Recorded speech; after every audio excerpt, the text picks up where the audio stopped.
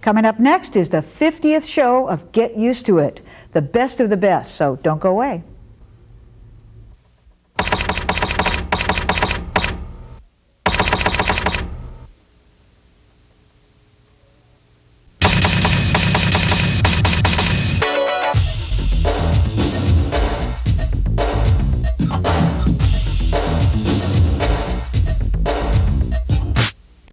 Hi, I'm Sheila Kuehl. Welcome to Get Used to It. Today we're doing a really special show because this is our 50th show.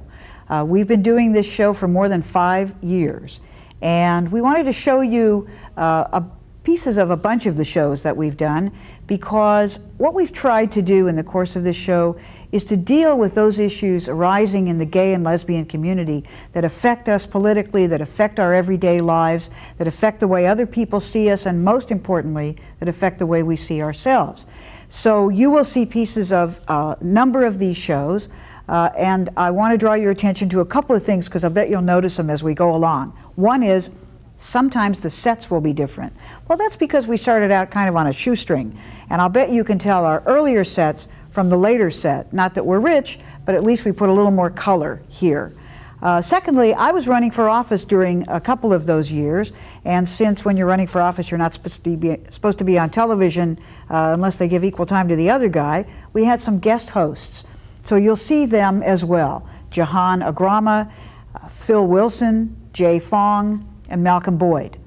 And now I want to show you a piece from our very first show, which occurred just before President Clinton was elected the first time. And you'll see our guests were David Mixner, Tori Osborne, Charles Stewart, talking about what we expected out of this president, some of which came true and some of which didn't. I guess the first question that viewers will have, and certainly the first question I want to pose to you, is why is this election important to us? David, you're working in Clinton's campaign. You must think it's important to us in some way. What do you think? I actually think it's historic. I think it's the most important election in the history of our community. Everything's at stake. It's like we have the Prince of Darkness and the Prince of Light. On one side, we have a person who will practice and continue to practice repression, do little on AIDS, appoint more Clarence Thomases to the Supreme Court, take away a woman's right to choose. And on the other side, we have a candidate who is committed to passing progressive civil rights legislation and executive orders for gays and lesbians, who will declare war on AIDS, who will appoint distinguished people to the Supreme Court of this land and the federal court, other federal judiciary appointments, and who will fight hard to protect Roe versus Wade in the process. In terms of how the movement or the movement's responsibility or how we're responding, why is this important to us this year? I mean, well, we've kind of abjured electoral politics sometimes in the movement. Well, this opens up a whole new day for the movement. I mean, it completely reframes the issues of the future. If Bill Clinton gets into office within some amount of time, we know he's going to sign a ban on discrimination in the military. He's going to help pass the federal civil rights legislation. I mean, we have been working against a right wing, powerfully organized against us for the last 12 years, against genocidal indifference in the Reagan-Bush campaigns on AIDS. We've had to fight for every inch of the terrain. What it does is it means we get to move forward on the issues that we have public support for, discrimination, the military, and so forth. But more importantly, it opens up for the 90s the political space for us to really move forward on domestic partnership and gay marriage, on gay youth, gay and lesbian youth issues, teenage suicide, 3 times the national average. And so what you'll see is a totally changed terrain. Charles, in working on the local level, have you seen a difference, any difference that this campaign is making in our community? Well, I think that in terms of galvanizing people who are interested in being on a winning team, I think that heretofore we've been able to play a symbolic role. Mm-hmm. We've been involved, we've supported Democratic candidates in the past, but we haven't been able to go with the candidate the distance. Now we're beginning to taste victory, and I think that that's important and significant, and it's something we've earned, it's something we deserve. And so now it's just making it to the end, making sure that the candidate wins, and that we are there to make it clear to everyone, to remember ourselves and to remind the world that we're here, we're not going anywhere, so get used to it. You know, we called this show Get Used to It because we wanted to be a little bit in everybody's face about gay and lesbian issues and gay and lesbian people. All the people that appear on this show are gay or lesbian people, with only very, very few exceptions over these past 5 years. We wanted this show to be a chronicle of the issues that we've dealt with over these years. We wanted this show to look internally at our community and say, what's going on? What's great about it? What's going on that we're maybe not so proud of? We wanted this show to look at the outside world and the way they looked at us. We wanted this show to show our diversity. So some of the shows that we did, the ones that you'll see next, dealt with the racism that we found in our own community. We wanted to talk about this, but at the same time, we didn't want to ignore the fact that there was a great deal of homophobia in communities of color, like the black communities and the black churches. And I was joined for these shows, both of these shows, by Phil Wilson, one of the founders of the Black, Gay, and Lesbian Leadership Forum, who was co-host for one of the shows, as you'll see. How does this problem manifest itself in our community that thinks that we're somehow better about these issues than other people because we get oppression or whatever, and yet this is not the case? Well, it manifests itself in different ways. Myself personally, I've had to deal with groups not being sensitive to my culture as far as family is concerned, my religion, coming out, or just not addressing certain issues that are important to me and my culture. I don't know for the other guest how it's manifested itself there, but as far as the community action is concerned, it seems that people of color always make the effort to go to gay, lesbian demonstrations, protests, meetings, clubs, organizations, and we as people of color don't seem to get the same support that I feel we give the gay and lesbian, the mainstream gay and lesbian movement. Well, it's primarily a white community, at least in front of the cameras, or in terms of what people refer to as the leadership. We talk about the leadership of the gay and lesbian community, and the best we get is a sort of perhaps a notion of inclusion, but that's not really enough, is it, Phil? I think that it absolutely is not enough. You know, I think that in the final analysis, if in fact, you know, the gay and lesbian movement is about, you know, liberating gay and lesbian people, and it is about, in fact, a progressive agenda, then it's absolutely imperative that every level of that community reflects the reality of the gay and lesbian community and the reality of what we know to be the American society.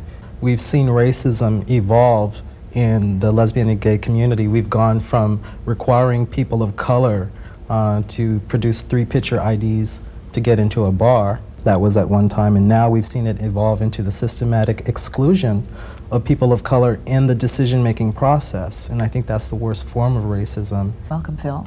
Well, thank you, Sheila. It's a pleasure to be here. Today's show is very, very exciting, and I'm glad to be the co-host. Well, not as glad as I am. I'm really happy you're here. As a black gay man, I want to begin by asking the question, how does it feel as an African-American lesbian and as an African-American gay man when you experience homophobia in the black community? I think it's one of the most dehumanizing and humiliating experiences to be in a situation, and with regard to myself, it's mostly in church. I do a lot of church work in the community. I work with a youth choir, and many times, especially during the holidays, my choir that I work with was performing, and there's always a point in a service or a worship experience where there is the invitation. And frequently, in the last couple months, the invitation became a litany of the demons or the things that young people are facing. Mm-hmm. And inevitably, the very first demon that's cited in the litany is the demon of homosexuality. The loyalty test plays out like this, you know, are you black or are you gay? You know, are you African American or are you lesbian? Or are you lesbian first or are you African American first? Are you gay first or are you black first? Is that a legitimate question? No, it isn't a legitimate question. And I say that because when I come to you as all that I am. I'm an African American lesbian womanist. That is all who I am, which means that And when I identify myself as that, it's saying that I recognize that my power, as well as my primary oppression, comes out of my color, out of my sexual orientation, also out of my gender. And I come to you as a total and complete person. And what we are asking as African American, lesbian, and gays is simply to have mutual stretching between the two. I mean, I am still African American woman. I work just as hard to work towards the issues of racism as I do towards any of the issues of homophobia. When I'm called a nigger and I go home, my mother has had that experience. My father has had that experience. Now, but the day that I'm called a faggot, you know, and I go home, now, even though in my particular case, my mother, my father, they love me, and they certainly they empathize with that. Now, I mean, they sympathize with that, but they can't empathize with that. They don't know what that's about. For a lot of us, the people who are hurling the epithets, are people who are from our community. Right. Another of the issues that we wanted to deal with, but also to model, to show, had to do with our families. You know, there's this mythology out in the world that gay and lesbian people don't have families, that we don't have children, that our parents don't love us. But the truth is, we invent our families, we choose our families, we put them together. And we did a number of shows. The first clip you'll see Rich Llewellyn and Chris Caldwell and their children, and then Jahan Agrama and Devorah Freed and Jahan's father and Jahan and Devorah's little girl. And then the final clip, another interesting family, Judith Light and her husband Robert, and her manager Herb Hampshire and his partner Jonathan, and they are a family. Here are our families.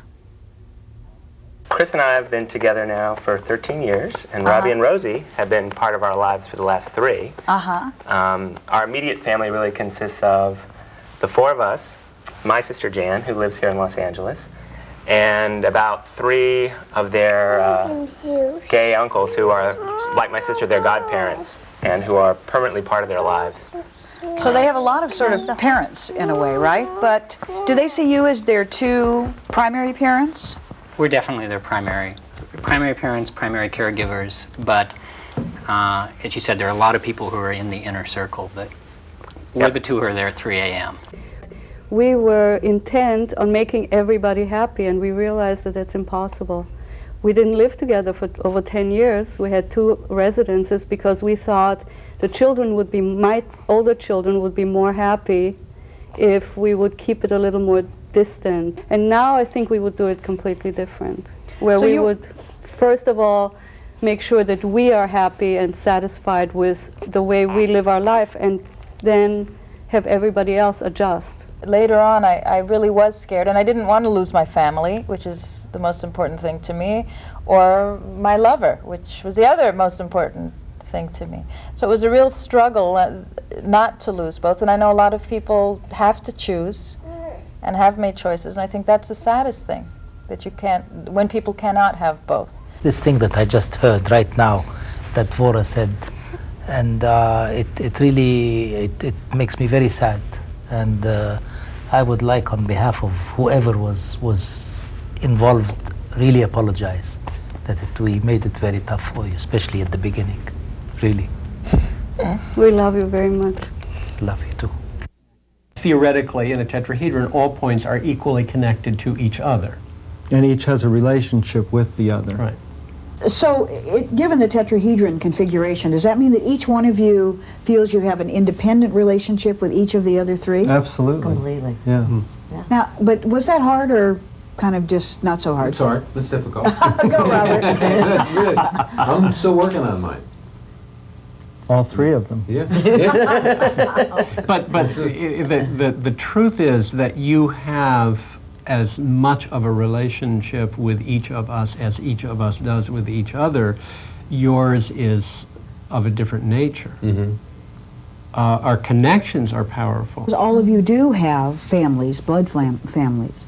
What is their response, if any, to this arrangement? Each of our biological families just simply accepts that this is our family. I think what happens is people, in their heads, it's very strange and they don't know what to do, and then they're with us and they have a more heart connection. They say, oh yeah, I get this. I don't know what it is, but this feels good.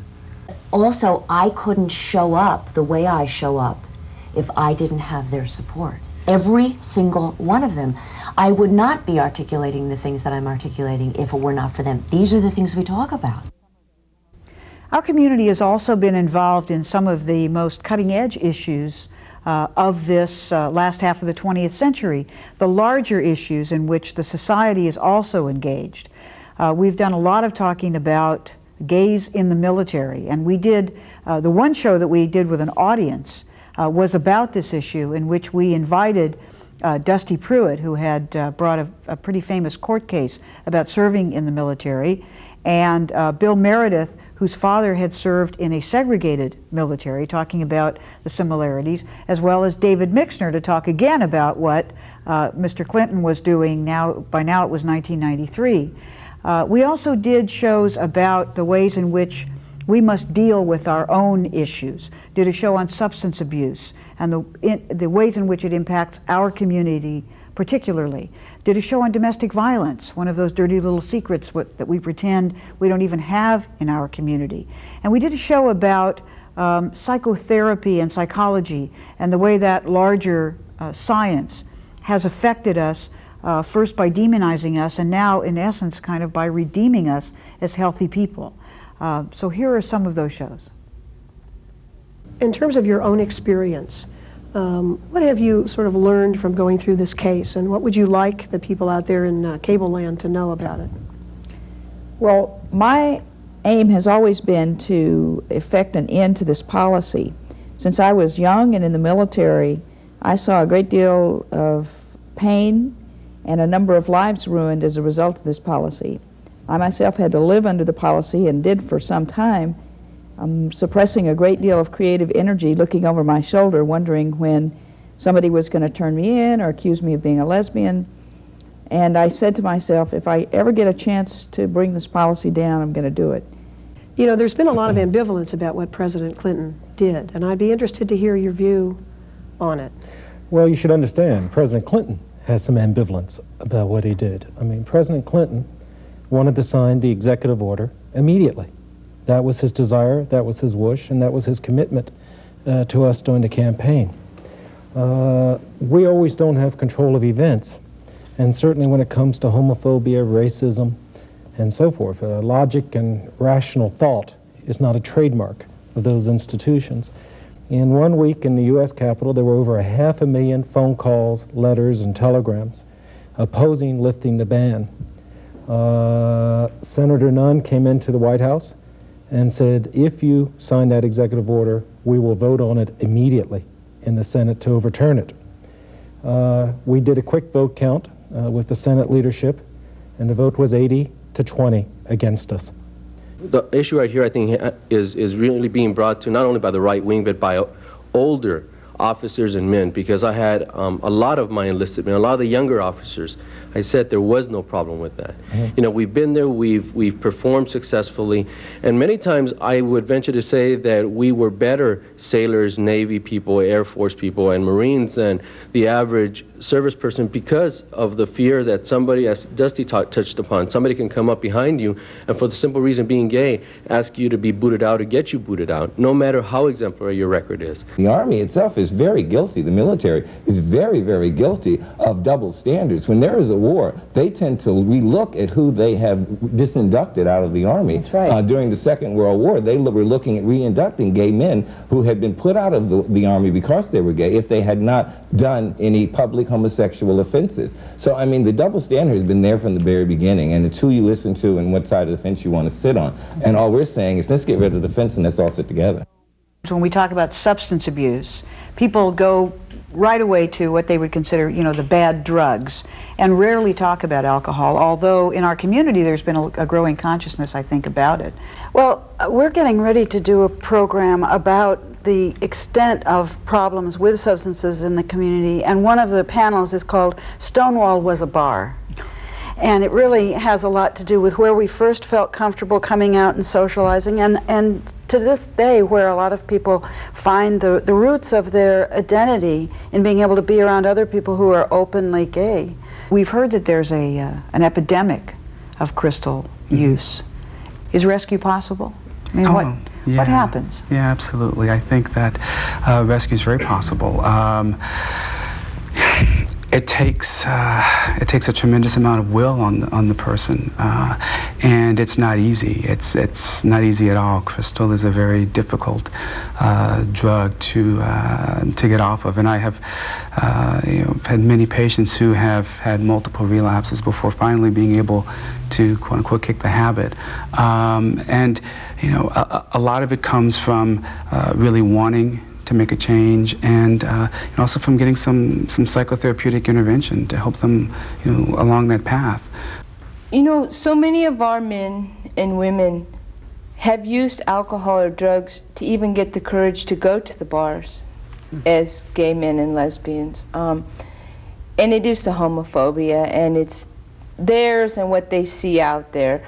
The crystal use is rampant. There's no doubt what it's doing in our community, and we see the people whose lives have kind of come to a halt. There's really nowhere for them to go. It's like they didn't die, which for many of them is a sad thing to realize. And recovery and having these doors open to them is not what their choice was. Their choice was out. Whatever they're using the drugs and alcohol for, they don't need to. You can be who you are and make it in this community without the drugs and alcohol, but they provide such a buffer.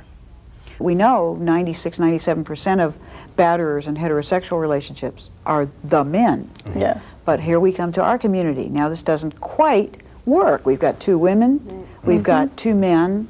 How is it different? Yeah, well, it is, in many ways it's the same in terms of the cycle of violence, the physical abuse that occurs, all those tactics, many of them are similar, but yes, it's very different in terms of that it doesn't fit into what we have conceived of as being the causes of domestic violence that have to do with the patriarchy and gender and the power of men over women.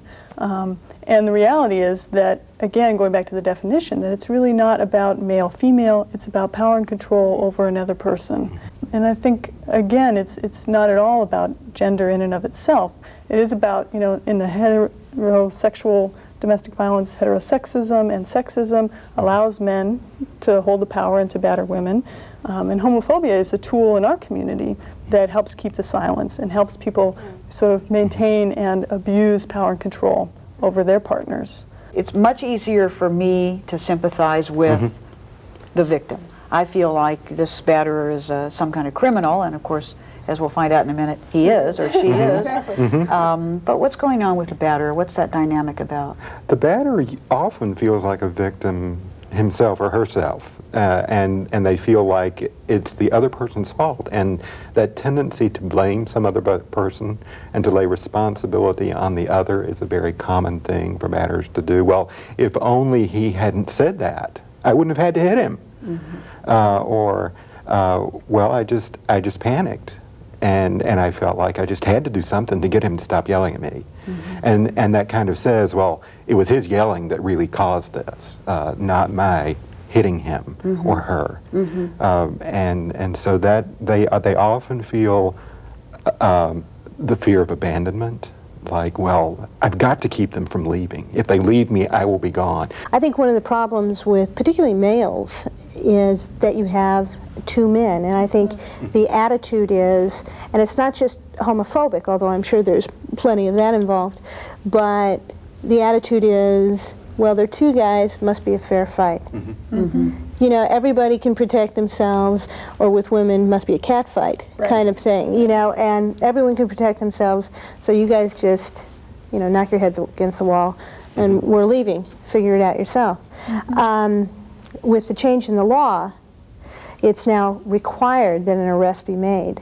Of course, our problem is getting police officers not to arrest both people, but making a logical determination of who the aggressor was. For so many years, the model that psychology used to really control us was an illness model. And unfortunately, many people really felt the negative effects of that. Because in that model, the only healthy homosexual was a heterosexual one. I mean, there was no such thing as being healthy and being a gay or lesbian person. But it was sort of a step up from where we had been before, which was, demons to be burned at the stake. This is true.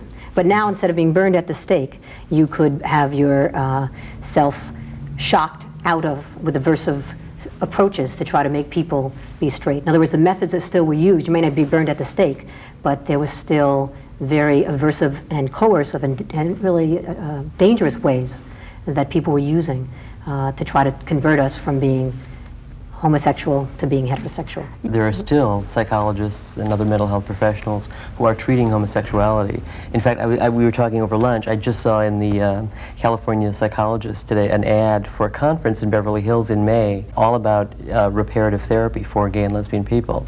These are the people that have been doing all the damage for years and years. They're still out there. Explain more about reparative therapy.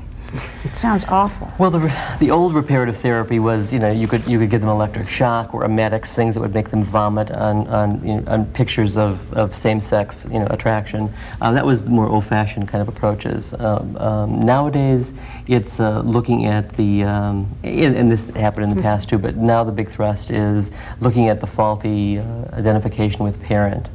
So I think Nicolosi talks a lot about essentially reestablishing a strong sense of masculinity in these pathetic gay men, getting them to bond with other men in a non-sexual kind of way, and they will then be repaired and go on to lead so they could happy, join the healthy, NRA or lives. something really productive. Interestingly, too, is that in many of the psychological studies that these people talk about and in the treatment approaches, lesbians are seldom talk about. One of the most important issues that we've dealt with on the show over these years is in that same theme of what is impacting our community and how our community is dealing with it within. That's the issue of religion and spirituality. As we know, the radical right has used religion to demonize us, and it's become an issue for us to meet that with our own spirituality and also with our own denial that this is really not what religion is about. So we did a number of shows on this issue about our own response to these bigots as well as our own definition of spirituality.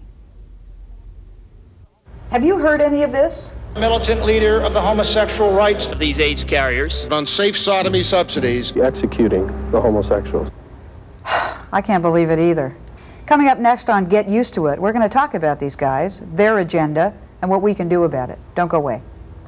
When people take time to really listen to what they're saying, that they will recognize that there's nothing right about this Christian movement, that I'd like to call them the crazy Christians, because I don't believe that they have any consciousness of what Christ really was saying, who Christ was, and how we can live as Christ in the world today. It's real important. The message was love, their message is hate, and not only is it not cool, I'm not down with it, I think they're more of a business that uses religious language and vocabulary and hatred based on homosexuality and other issues to make money and to try to push their agenda on the rest of the world.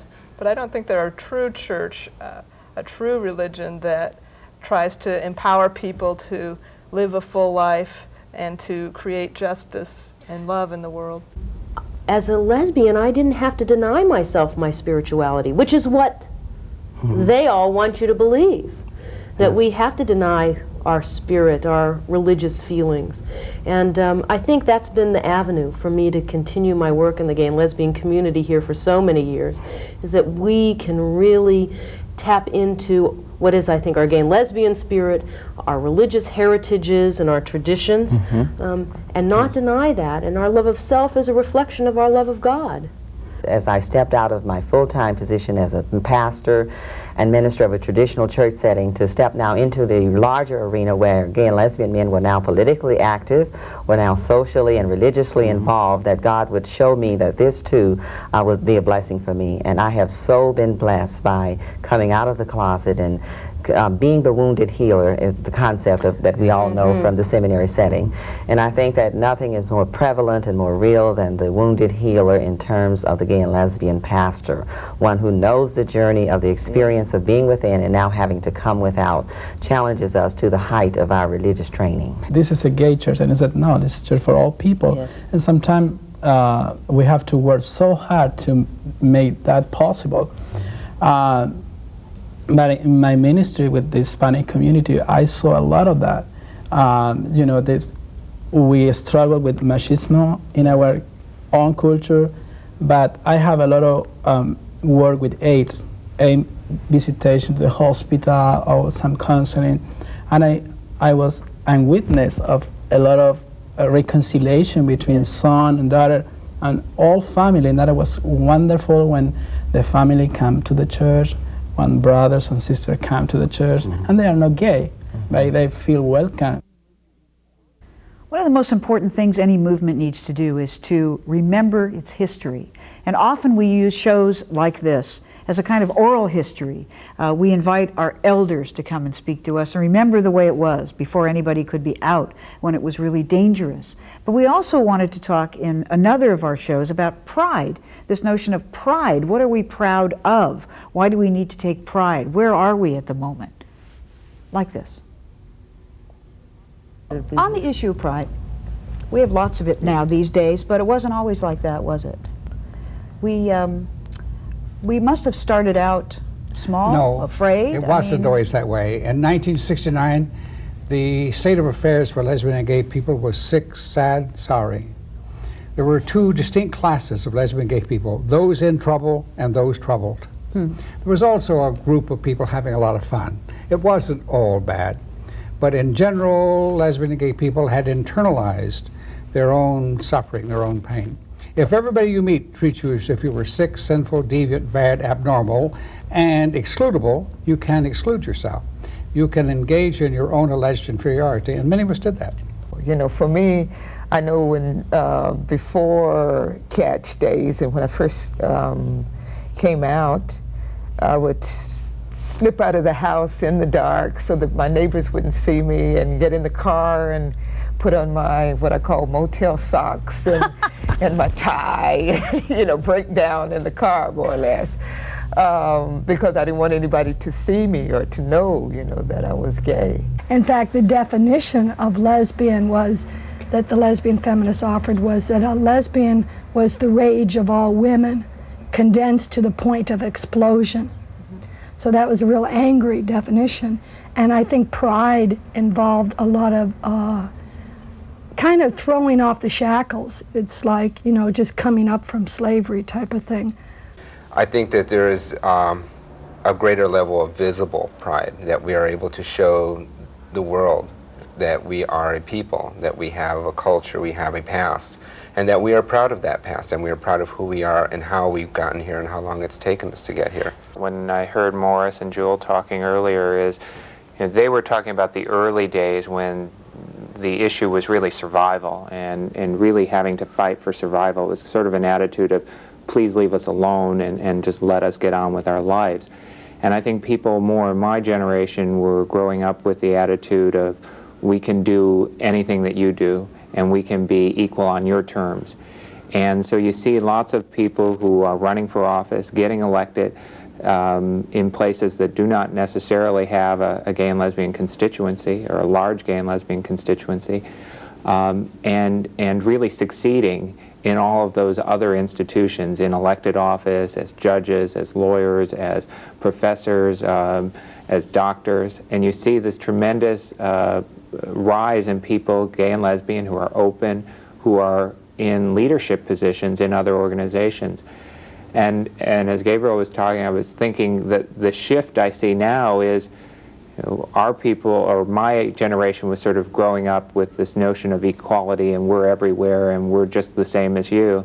And I think some of the newer and younger people are saying, no, we're different from you, and we don't care what you think about us. And it's exciting to see that development and that growth, the courage and the confidence of people to say, yes, I wear different clothes, or I pierce my nose or whatever I do, and that's the way I want to be, and leave me alone, and I'm happy the way I am.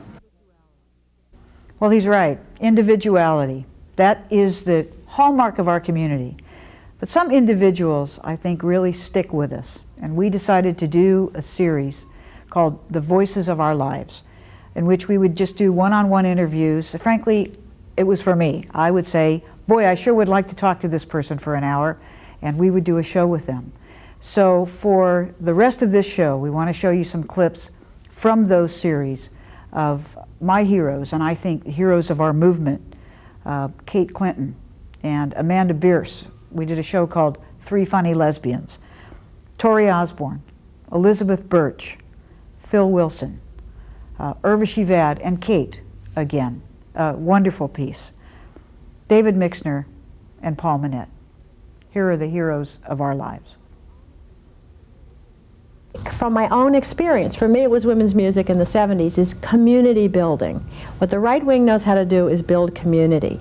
What we know how to do is build community. We've done it. We've almost done it so much because we had to, because we were exiled from our families, that we don't know what incredible gift, what incredible talent it is to have, you know, these thousands of organizations, from the gay bowling leagues to the lesbian softball leagues to the centers to the, you know, the Stitch and Bitch Mormon gay cowboys sewing club. I kid you not. They exist. They're in Salt Lake. They made me a quilt. I mean, this is incredible. America needs us. I don't say join the mainstream because we want to fit in.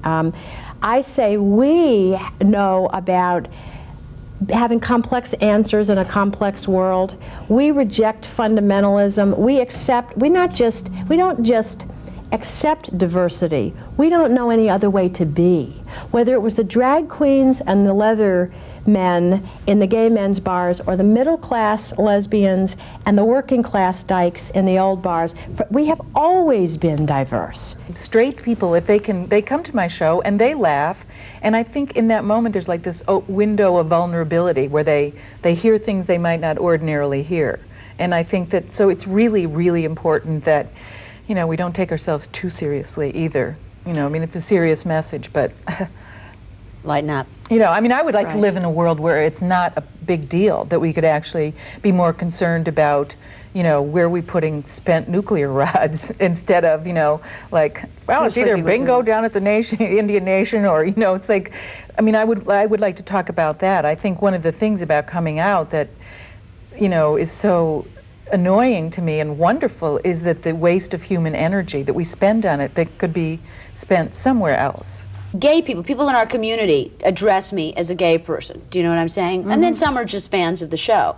Most of the time when straight people come up to me, it's just, they don't address that issue. I mean, that's really not happening a lot. But that's my hope, that's my wish, that it's all of a sudden, oh, you know, I make them switch gears and go, wait a minute, oh my God, she's one. Oh, and I liked her. Let's see, I need to not like her now? Wait, no. And if it you know, if it does jar and jolt one person into going, oh, well, no big deal. Good. You know, that's what it's about. No big deal. We had meetings with Nixon, who wanted to know if I believed in God, and I had meetings with Kissinger, who tried to convince me at night that he was a dove, even as he was conducting massive bombings during the day, and Ehrlichman, who threatened to throw us in jail with conspiracy indictments unless we stopped protesting against a war, which scared us very much. But I also met another man during that period, named Frank, who I fell head over heels in love with, and I trusted him more than anything in the world. And at last, here was someone I could even just tell my name. That was a victory. And I didn't, and he knew that I was in the moratorium because of all the press. And so I didn't have to tell him that. I didn't have to lie about that. And he was a Washington bureaucrat, and his apartment was just the most warming, loving, trusting place. It was filled with Yeats and Neruda and Tennyson and Mahler and Beethoven and family pictures and incense burning and candles. And about a month after we met, Sheila, he said he had to go away for the weekend on business.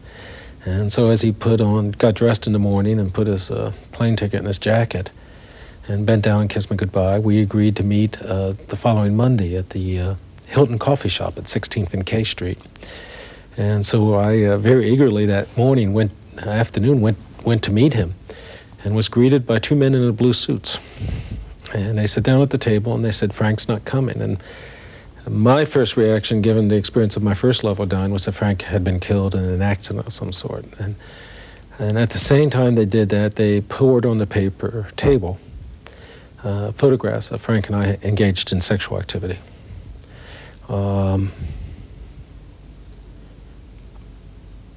There's no way to describe the devastation. No way. At the time that they put the photographs on the table, they flashed badges. I don't know who they were. I don't know if they were official government agencies or maybe the beginning of the Gordy Liddy operations for the Nixon administration. I do know that they gave me 3 days to become an informant on the anti-war movement, which was out of the question. Or they would send these photographs that were on the table to my parents and to the press. They left. It took me a while to collect myself. In fact, the clerk thought something was wrong and asked if I needed help. And I got outside and I ran to Frank's apartment. I had a key, obviously he's been spending a lot of time there, and opened the door and there was nothing inside. Mm-hmm. There were 4 white walls, wooden floor, no photographs, no poetry, no music, nothing, not even a dust ball. And it was pretty clear I had been set up. As I became more politically involved, shifted a career to turn to nonprofits, so I wanted to be a lesbian and gay activist, but I wanted to also be a professional working for the movement, was able to couple those two desires, and found that as I opened and expanded my own consciousness, and there was more of receptivity, with easement of separatist attitudes, a receptivity of working with gay men, became more politically involved, as well as the nonprofit sector, met Harvey Milk the last 6 months of his life. It was my contention that many lesbian and gay agencies over time had applied nationally and locally to the United Way. We'd given a lot of money. We'd never been let in. He said, I'm going to use my position and my power to help you because I'm a supervisor now and they have to deal with me. In 3 months, our clinic got in, first in the nation, first in the United States of America, $50,000 grant. As I look back at it now, I realize the money through donor option, millions and millions and millions and millions of dollars today, Sheila, are raised through the United Way for lesbian and gay agencies and causes and specified donor option programs. Mm-hmm. And I love the guy, because I appealed to him, and it was an East Bay constituency, but it was lesbian and gay people, and we needed help, and he was using the power of his position to apply it to help people in need, specifically the community, but all people. Mm-hmm. And I feel that with you, and me as I catch up with you here, that's one of the most satisfying and fundamental aspects of our role, is to be leaders, to be role models, to use the power and the authority of our position to get things done. And I didn't like the way society looked at or treated drag queens. I looked at Nelly gay men, which is the essence of who I am. And I certainly didn't like not only how society, but how our own youth-obsessed culture in the gay, lesbian, bisexual, and transgender community, how they treated Nelly gay men.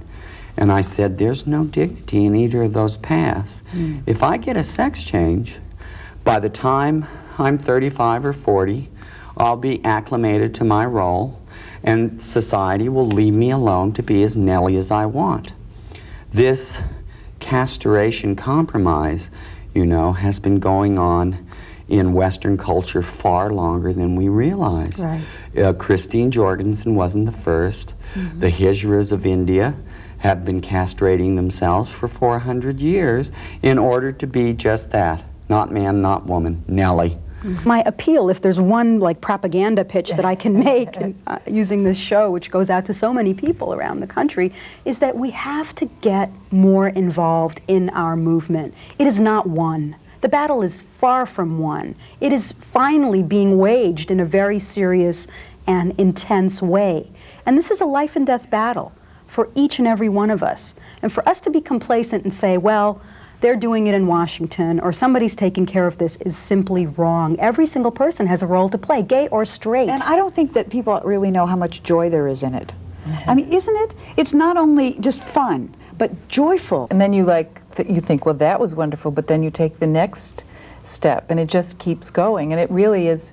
It's probably addictive. There'll probably be groups about it, but I'm sure. Oh, geez, I hope not. But it's They'll try really to take that fun away from us too, as I say. Yeah. But it really is, if I may say, empowering. It's just a kick. And we met each other in the movement. Mm-hmm. You know? Yes, the so-called you can find a relationship in the movement. At the war conference, yeah, you can meet babes. Waging war. Go there and meet babes. Hey, lesbian cheeks. There's been a long-standing joke about lesbians and sex. That is the sort of the absence of interest in it, or how it dies after a while. The sort of the theory in our community, etc. But I know that in your own way, and the way you talk in your work, and certainly the way you've always talked in terms of sort of the political importance of us, and the kind of revolutionary ideas we can bring to America. How does this also integrate as a notion in your work? And I don't know what else to ask. I certainly won't ask terribly personal questions. But well, I mean, I do think that sex and sexuality is a very integral part of who we are as lesbians and gay men, and it's a part of our relationship, just as it's the part of any successful relationship. And I think we do have to talk about it because the right talks about it in a very negative and pejorative way. And in some ways, I think that we are just like heterosexuals in that sense that if it's not working in the relationship, the relationship is not gonna work. On another level, I think that gay sexuality is very threatening to so many people. And why is that? Why is the sight of two women kissing or two men kissing still evoke ews in movie theaters all over this country? Mm-hmm. You know, every time you see that image, people are freaked out about it. I think part of it is that people aren't just familiar, and part of it is the erotophobia of this society. We're a sex-hating culture. And that's an ironic thing to say when we're fed sex and advertising and this horrible, vicious, inhumane sexuality that is put out on commercial television. Well, it's the deformation of sex, in a sense. Yeah. It's all the kind of sex we're sold is deformed. Mm-hmm. And then, of course, to make it seem legitimate, they have to characterize us as deformed sex or unnatural or whatever. But we can't just say, it's just like the other stuff we were talking about, we can't just say, oh no, we're just the same as you, except we make love to people of the same sex. Because that's not really true, is it? We're not really just the same as straight people. I think we have a greater sense of pleasure, and we are about the freeing up of eros and pleasure, the pleasure principle in the world. And we have a great deal of joy about sexuality that I think heterosexual America could really benefit from. And as a recovering Catholic, where, I mean, I say, that the two lines in my family were, sex is dirty, save it for someone you love. I think that people, this is going to be weird, that I think people try to be right too much. I think it's important to be right, but I don't know if you have a mechanism to know that. I know I don't have a mechanism to know that. So I invest, I shouldn't say a little, but maybe it's a little, but I guess I don't focus on being right, because I don't know how to answer that question. I can't sleep if that's the test, that I was right. And so that's why the integrity becomes important. And the other thing that happens is if you focus on being right, I suspect you have to spend a lot of time making other people wrong. Mm. And I've never found that to be useful. Phil, you've talked a little bit about organizing around AIDS, and that was a big part of course, Chris's life too. And I want to talk to you, if you will, a little bit about that, because you were diagnosed a number of years ago, I remember. I found out that I was positive a few weeks before Chris was actually diagnosed with full-blown AIDS. And I thought at the time, I remember thinking, I'm black, and I think that that's okay. I don't have any issues with that.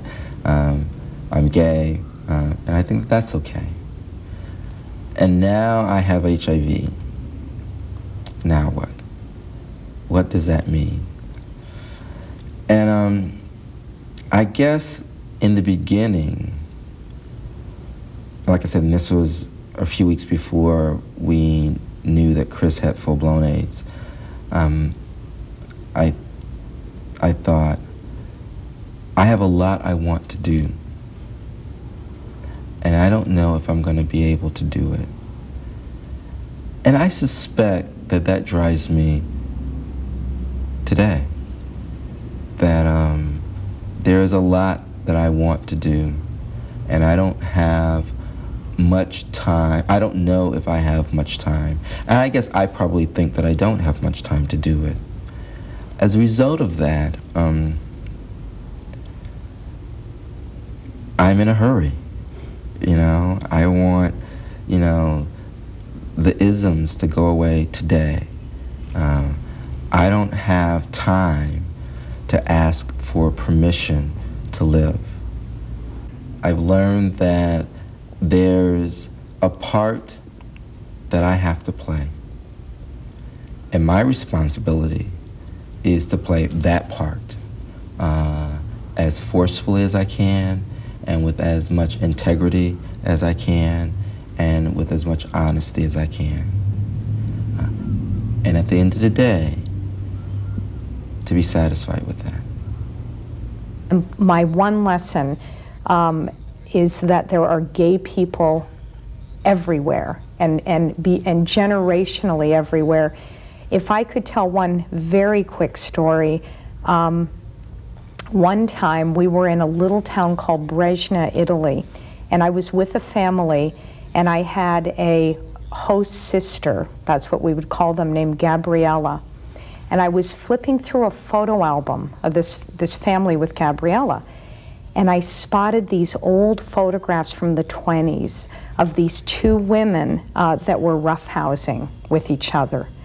And I said, Gabriella, who are these women? And she said, sort of in broken Italian, oh, that's my clunky old aunt. She lives up the road, you know. And Gabrielle was totally hip and loved to live in the disco. She was like a quintessential heterosexual teenager. And so we kept flipping, and I saw again these women together, and I just said, well, did your aunt ever get married? And she said, oh, yeah, she got married. And I said, oh. And she said, but it was during the war, and it was for less than a year, and she really never saw her husband after he went off to war. They broke up. And I said, oh. And I said, where's this other woman? And she says, well, she lives with my aunt up the road. So I arranged for my lover at the time and me to go and meet these two women. And I was so excited. And Gabriella, who had hoped for a very hip, you know, other teenager to go spend time with, was going, why does she want to go see my aunt? And to make a long story short, we made our way up this old apartment building in Italy and up to the door, and this aunt and her friend had no idea why this kid from Canada wanted to meet them. And as soon as the door opened, I stood there with my lover, and they looked down on these two kids, and they just teared up, and they understood exactly why there was this drive to meet the two of them. And we spent the whole evening together, and Gabriella was going, why are you all crying? You know, it made no sense. Well, I think that's the thing about our, the joy that no one ever tells you about when you come out, when you meet other people, when you finally have this sense of feeling like you've come home.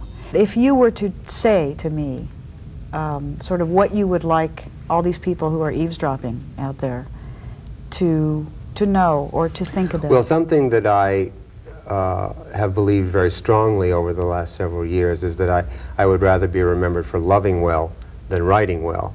The books will take care of themselves. I hope that they will help people. But I know, because I've seen it in so many faces, that, you know, when people come to the end, what matters to them is how much they've loved. Nobody on his deathbed it's a statement in Hollywood. Nobody on his deathbed ever wanted to read one more screenplay.